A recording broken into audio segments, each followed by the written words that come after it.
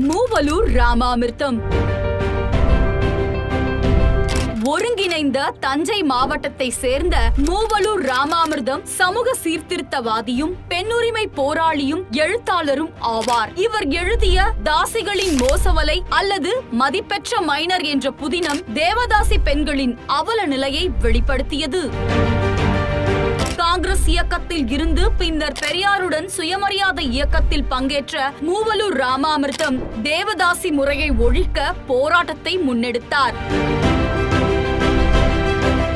இவருடன் இணைந்து டாக்டர் முத்துலட்சுமி சென்னை மாகாண சட்டமன்றத்தில் தேவதாசி முறை ஒழிப்பு தீர்மானத்தை நிறைவேற்றினார். இவரின் தொடர் போராட்டத்தினால் 1947 தேவதாசி ஒழிப்பு சட்டம் கொண்டு வரப்பட்டது.